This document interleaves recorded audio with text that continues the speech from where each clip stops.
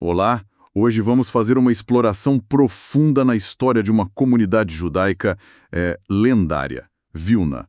Não é só uma cidade na Lituânia, né?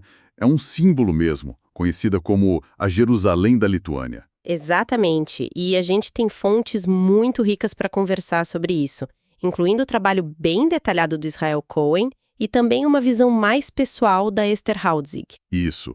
E a nossa ideia aqui é mergulhar fundo nisso tudo para tentar entender o que fez dessa comunidade algo tão especial, seu coração espiritual, né? A vida intelectual super intensa, a organização interna complexa e, claro, a resiliência impressionante ao longo de séculos. É uma história fascinante de verdade. Vilna tinha mesmo um feitiço, como eles descreveram. Era um epicentro da vida judaica, sabe? Moldada por séculos de fé, de muito estudo, mas também, é importante dizer, de muitos conflitos. Sim. O que a gente busca aqui é tirar a essência dessa experiência, entender por que Vilna foi tão influente e por que a memória dela continua tão viva, mesmo depois de tanta coisa, né? Com certeza. Vamos começar então pelo centro físico e espiritual dessa comunidade, o bairro judeu, que era em parte onde ficava o antigo gueto. É interessante que, por muito tempo, não foi um gueto murado como a gente vê em outros lugares. Era mais um conjunto de ruas designadas. Isso, que acabou virando um centro super vibrante e densamente povoado. Uma área com limites que mudavam com o tempo, alguns portões sim, mas o mais característico eram aqueles pátios internos que se conectavam, Ah, sim. formando umas vielas que chamavam de Durchef. Tenta imaginar a cena. Uma mistura super intensa de vida doméstica, comércio, artesanato, loja em toda a porta, toda a janela, gente trabalhando na rua mesmo.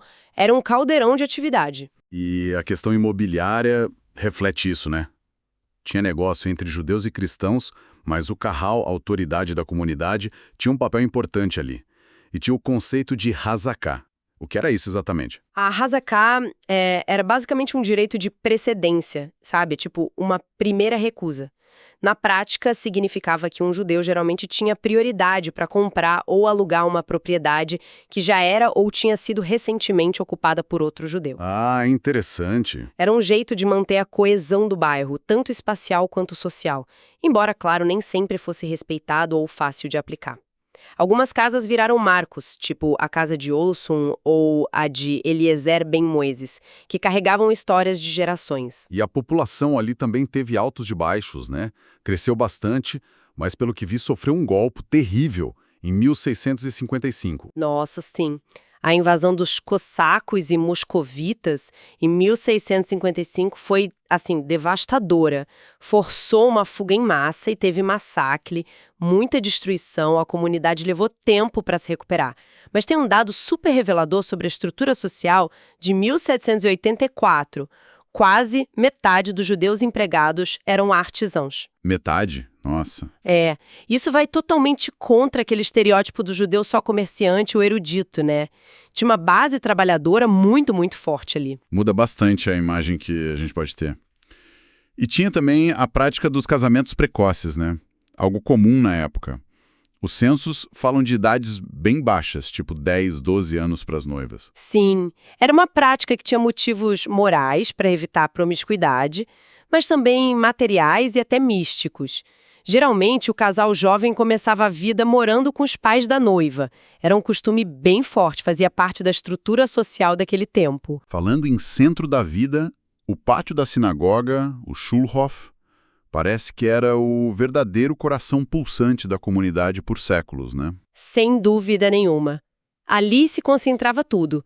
A vida religiosa, a administração, a justiça, o convívio social e, claro, a atividade intelectual. Era o palco principal da vida judaica em Vilna. E a grande sinagoga, bem no centro desse pátio, construída lá em 1573, tinha aquela coisa peculiar. Como não podia ser mais alto que as igrejas, as fundações eram bem profundas. Exato, tinha que descer escadas para entrar. Talvez um gesto simbólico de humildade, né? Pode ser. E o interior, embora não fosse super alto, era focado nos elementos centrais da fé e da comunidade. O Almen, que é a plataforma de leitura da Torá, ficava bem no meio, cercado pelos bancos. A arca sagrada, o Aron Kodesh, onde guardavam os rolos da Torá, era especialmente bonita, feita com doações de gente importante, como um tal de Yesodi. E há alguns detalhes curiosos. Não tinha a tradicional cadeira de Elias para circuncisões, mas tinha um pelourinho no vestíbulo. Mostra umas particularidades locais. O foco era claramente interno, na palavra, no estudo, na vida da comunidade. Além da sinagoga principal, o Shulhof era cheio de Klausen, as casas de estudo. De onde vem esse termo, Klaus? Parece que vem do latim clusa, ou claustro. Indicava um espaço dedicado ao estudo e à oração, muitas vezes fundado por doadores ou associações. Tinha a velha Klaus, que era antiquíssima, talvez do século XV, Uau! e a nova Klaus, fundada no século XVIII por aquele mesmo Yesod, era ricamente dotada. Isso até gerou uma briga com a velha Klaus sobre quem ia estudar onde, mas no fim fizeram um acordo. E o santuário do Gaon Elia, construído onde ele viveu. Imagino que era um lugar de muita reverência. Com certeza. Construído depois que ele morreu, em 1800, virou um lugar de peregrinação dentro do próprio Shulhof. Tinha placa memorial, relógios marcando hora de oração, caixas de caridade e, o mais significativo, estudiosos que ficavam lá dia e noite. Era a materialização da importância do estudo na figura do Gaon. Que incrível! E tinha outras Klausen menores também, ligadas a profissões, tipo a dos coveiros. Mostra como a vida religiosa e profissional se misturavam ali. Dá para imaginar a atmosfera do Shulhof. Aquele burburinho constante de rabinos, estudantes, comerciantes trocando notícia, discutindo textos. Um centro nervoso mesmo. Figuras como Napoleão e Sir Moses Montefiore fizeram questão de visitar. Exatamente. E essa vida toda precisava de organização, né? É aí que entra o Kahal, o Conselho Comunal. No começo, ele tinha uma autonomia bem grande, dada pelos governantes poloneses e lituanos. E como ele funcionava? Quem fazia parte, o que ele fazia? Olha, era um sistema complexo. Tinha um conselho executivo eleito indiretamente, muitas vezes dominado pelas famílias mais ricas e eruditas. As funções eram muitas. Administrava a comunidade, resolvia conflitos internos, separado do Bet Din, que era o tribunal rabínico, e principalmente cuidava das finanças. Ah, as finanças. Pois é, isso incluía coletar impostos internos, tipo a koróbka, que era uma taxa sobre carne kosher e outros produtos, taxas sobre vendas, e também a tarefa difícil de negociar e pagar os impostos coletivos que o governo exigia. E essa questão financeira parece que foi um problema que nunca acabava, né? Empréstimos, dívidas. Sim, o Kahal vivia precisando pegar empréstimo, muitas vezes com nobres ou igrejas cristãs, e os juros eram altos. As guerras, a instabilidade política, as próprias exigências do governo, tudo isso levava a um endividamento constante. Eles tinham que pedir moratória para o rei, isso complicava a relação com as autoridades. O Kahal de Vilna também se relacionava com uma estrutura maior, o Vaad, o Conselho das Terras da Lituânia, certo? Isso. O Vaad lituano, criado em 1623, representava as principais comunidades judaicas perante o governo. Vilna, no começo, não era a mais influente, mas ganhou importância com o tempo. O Vaad discutia questões gerais, dividia o peso dos impostos entre as comunidades e dependia muito da figura do Stadlan. O intercessor. Exato, o cara que negociava com reis e nobres. Mas as finanças eram sempre um ponto de tensão, sabe? Com dívidas entre os Kahals locais e o próprio Vaad. Mas essa autonomia toda foi diminuindo com o tempo, né? Principalmente quando a Rússia dominou. Com certeza. O endividamento crônico já era um pretexto para a intervenção do Estado no fim do período polono-lituano. Com a anexação ao Império Russo, a autonomia foi sendo tirada aos poucos, sistematicamente. O Kahal foi formalmente abolido em 1844. Abolido mesmo. Formalmente, sim. Embora estruturas informais de liderança continuassem existindo, claro. Mesmo no período entre guerras, já sob a Polônia, tentaram recriar uma Kehilá oficial, mas foi difícil, com muita interferência do governo. Perder essa autonomia formal foi um golpe duro na capacidade de autogestão da comunidade. E, paralelo ao Kahal, tinha a justiça religiosa, administrada pelo Bet Din. Sim, o tribunal rabínico. composto por juízes, os dayanim, que cuidavam de casos civis entre judeus, disputas de dinheiro, propriedades, contratos, além das questões puramente religiosas como casamento, divórcio, supervisão da comida kosher. Os livros de atas deles, os Pincassim, são fontes históricas valiosas hoje em dia. Imagino. E tinham um incentivo forte na comunidade para resolver as disputas internamente, sabe? Para evitar os tribunais não judaicos. Faz sentido. E os serviços comunitários? A Sociedade dos Coveiros, a Hebra Kadisha, parece que tinha um status especial. Tinha um prestígio enorme, ser membro era uma honra. Figuras importantes, como o próprio Gaon Elija, faziam parte.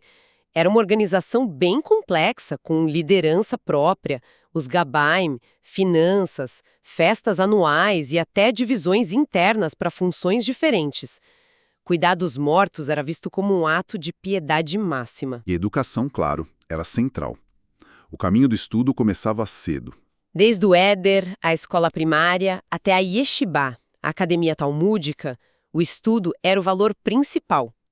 O bar mitzvah marcava a entrada na vida adulta religiosa. Esse foco no aprendizado não era só para a elite, não. Permeava toda a sociedade. Interessante. E a comunidade também tinha muitos médicos judeus, como as famílias Gordon, Polunos. Eles precisavam de licenças especiais para praticar. A história do Dr. Aaron Gordon, que foi médico do rei Sobieski e encontrou um marrano na Espanha, mostra como essa comunidade estava conectada com o mundo. Até as guildas de artesãos tinham uma organização forte, as sociedades sagradas. Exatamente, funcionavam de um jeito parecido com as guildas cristãs, com regras de aprendizado, taxas para entrar, festas e hierarquia interna. Isso mostra uma organização econômica e social sofisticada dentro da própria comunidade judaica, para além do Kahal e das instituições só religiosas. Toda essa estrutura, essa ênfase no estudo, na vida comunitária, ajuda a gente a entender por que Vilna ganhou esse título, né? Jerusalém da Lituânia. Não era só pelos grandes rabinos, mas por algo mais profundo, certo? Precisamente, o título refletia essa devoção geral ao estudo da Torá e do Talmud. Não era coisa só de rabino, comerciantes, artesãos, todo mundo valorizava e muitos dedicavam tempo ao estudo. O Bet HaMidrash, a casa de estudos, era um refúgio e um centro vital para homens de todas as classes. Era uma cidade onde o conhecimento religioso era tipo a moeda mais valiosa. E a figura central que encarna esse espírito todo é, sem dúvida, o Gaon Rebbe Elijah, de 1720 a 1797. O Gaon por excelência. Ele é uma figura monumental, realmente. Um prodígio desde criança.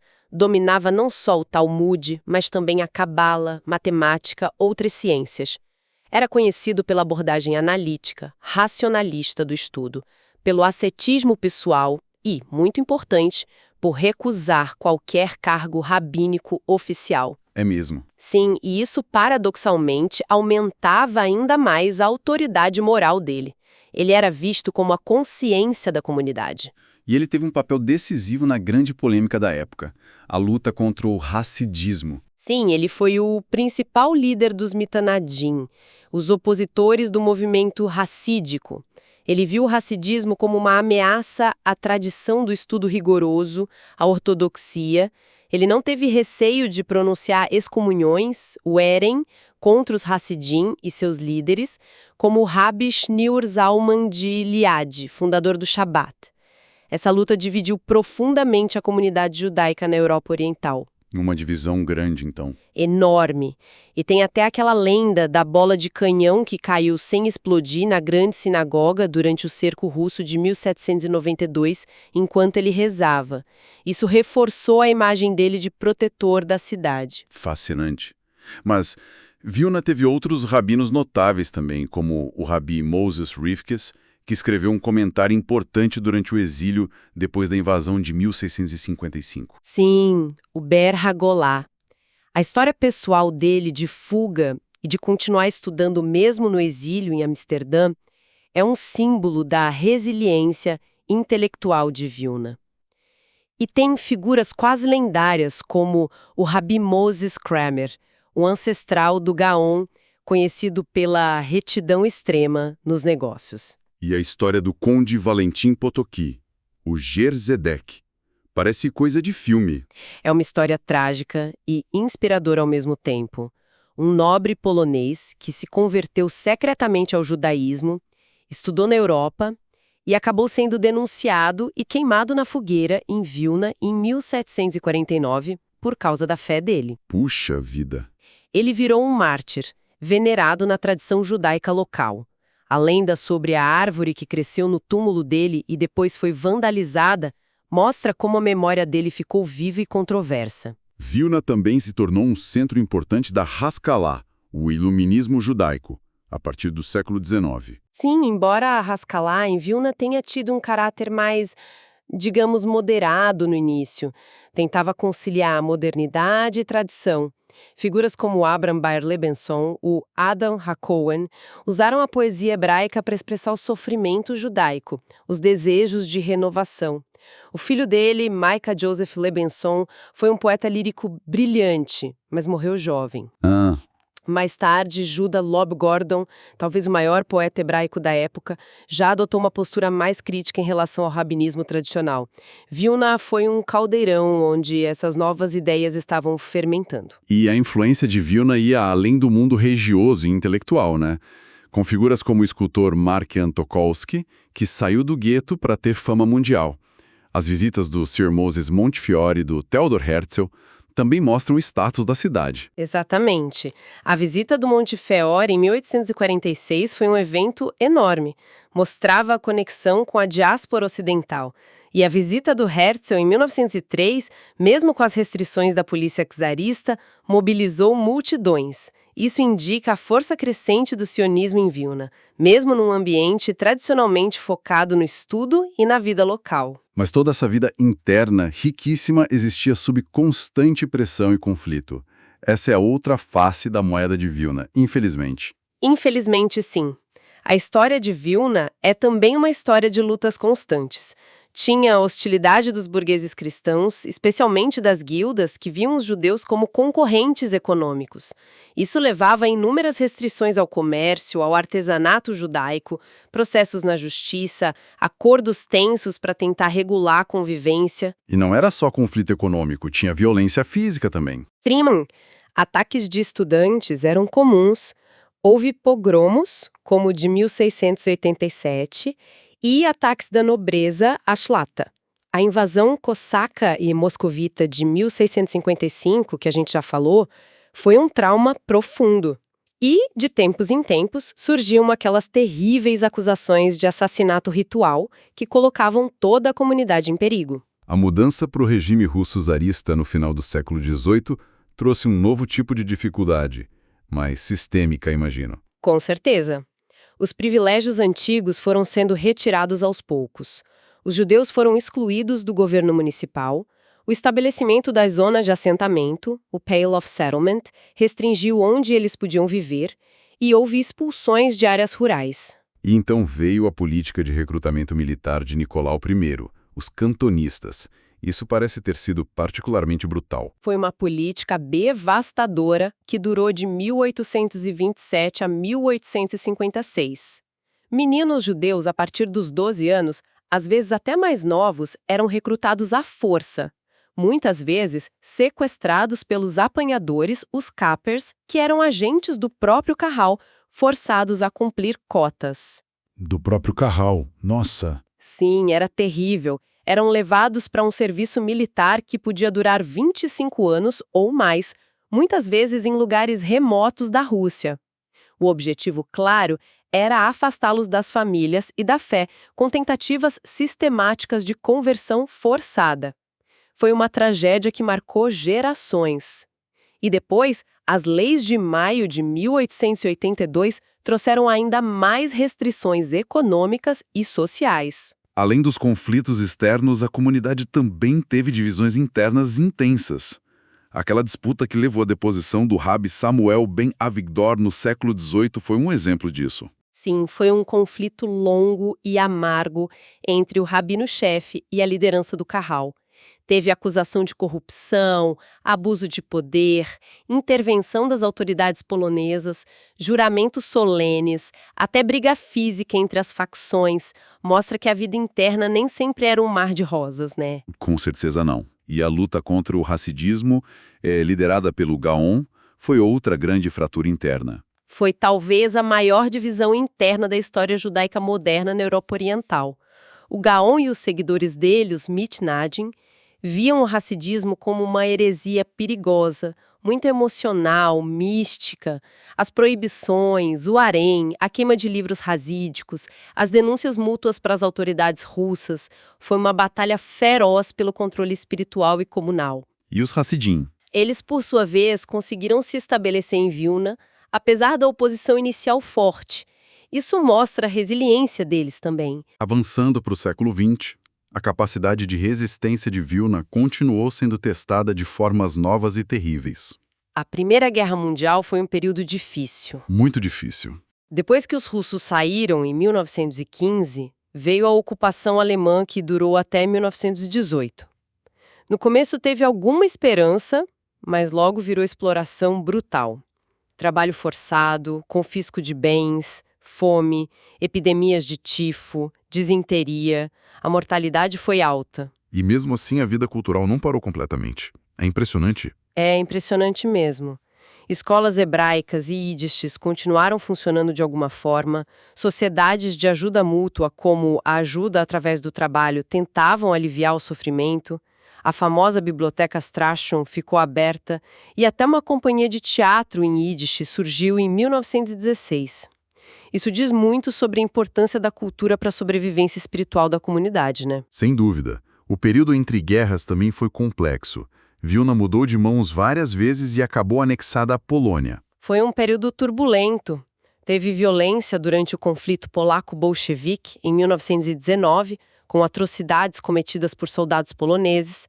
Sob o domínio polonês, embora tivesse uma vida política e cultural judaica vibrante, a comunidade enfrentou discriminação econômica, cotas nas universidades, o numerus clausus e boicotes antissemitas. A situação econômica geral também não era fácil. Foi também nesse período que movimentos judaicos modernos ganharam força em Vilna, né? Sim, Vilna foi um centro crucial tanto para o Bund, o Partido Socialista Judaico Secular, que foi fundado lá em 1897, quanto para o sionismo em suas várias formas. Desde os primeiros grupos Hob Sion, passando pela Visica do Herzl, até virar sede do Comitê Central Sionista da Rússia por um tempo. Tinham jornais, escolas hebraicas modernas, partidos sionistas socialistas ativos. Vilna era um microcosmo das correntes ideológicas que disputavam o futuro do povo judeu. E então a escuridão total do Holocausto, mencionada na introdução da Esther Hautzig.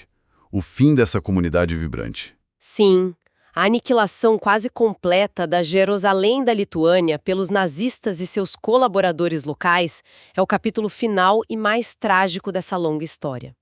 Mas, mesmo no gueto de Vilna, sob condições de terror absoluto, a introdução da Hautzig e outras fontes, como o diário do jovem Yitzhak Rudashevsky, nos lembram da incrível persistência do espírito humano. Sim. No gueto, onde as pessoas arriscavam a vida para ler, é um testemunho muito forte, muito pungente.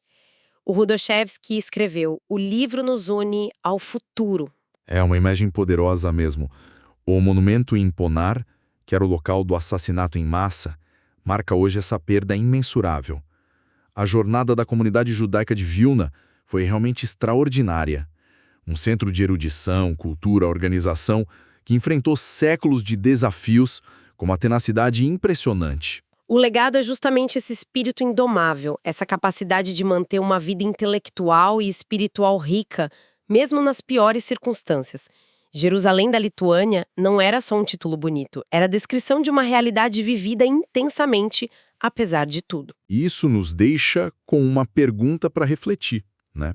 O que essa persistência cultural e intelectual em Vilna, desde os séculos de estudo talmúdico até a biblioteca do gueto, nos diz sobre o poder da cultura e da comunidade como formas de resistência. como ferramentas não só de sobrevivência, mas de afirmação da vida e da identidade diante da ameaça constante de aniquilação. Ou pensando em como essa história chega até nós hoje, como a preservação cuidadosa de documentos, como os arquivos do Ivo, muitos vieram de Vilna, ou livros como o do Cohen, se torna ela mesma um ato de resistência contra o esquecimento. A forma como essa memória é contada e até disputada hoje na própria Lituânia continua a ser parte dessa longa história. É algo para se pensar, com certeza.